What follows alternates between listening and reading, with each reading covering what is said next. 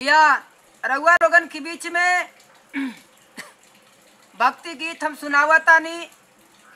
आई सुनी काहे से कि रउआ लोगन के बीच में बता दें कि भक्ति से ही हमके इतना ज्ञान मिलल बा।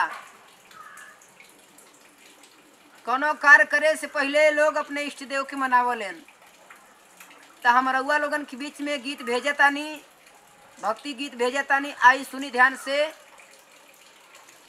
और ज़्यादा से ज़्यादा रउआ लोगन लाइक सब्सक्राइब कमेंट करे के प्रयास करी। आई सुनी ध्यान से। ओम जयंती मंगला काली भद्रकाली कपालिनी दुर्गे क्षमा स्वाहा शिवा धात्री नारायणी नमोस्तुते।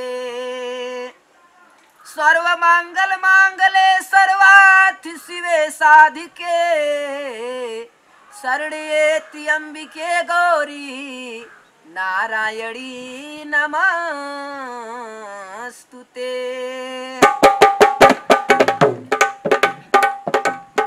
एगो भक्त माँ से कहत बा,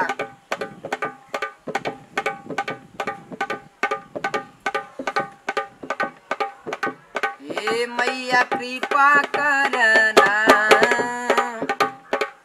मैया कृपा करना, आइली तोहरे दरबार में। मैया कृपा करना, आइली तोहरा दरबार में। कृपा करना, खाली हाथ अइली माई तोहरे दुआरे हो। खाली हाथ अइली माई तोहरे दुआर हो। निरक्षर बकेतना गाई महिमा तुहार हो, तुहार हो।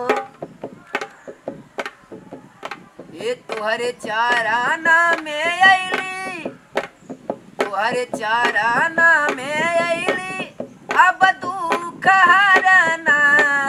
तुहरे चाराना में अइली, अब दुख हरना। मैया सेवा का पे, मैया सेवा का पे, मैया सेवा का पे अपना यार कृपा करना। मैया सेवा का पे अपना यार कृपा करना। पहला लाइन रहल, दूसरी लाइन का बा, कलकत्ता में काली माई, बम्बई में बम्बा देवी।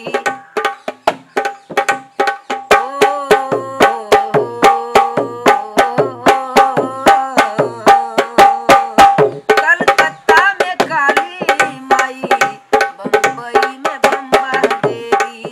कश्मीर में वैष्णो देवी, फिर लगे अपार हो, फिर लगे अपार हो, फिर लगे अपार हो। माला फूल या गर्भवती, माला फूल या गर्भवती लेके आयल बानी हो।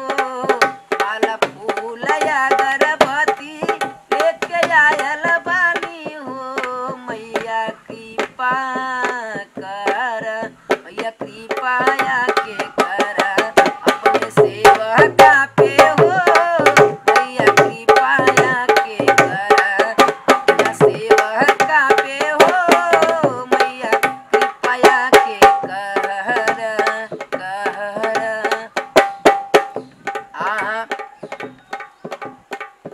पठे बाऊ माली से बनवाई बयढ़ौल हार हो। सेवक नाम भी बा, पठे बाऊ माली से बनवाई बयढ़ौल हार हो।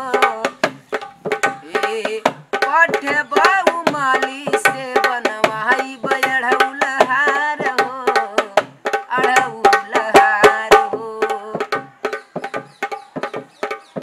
लवंगिया फूल माई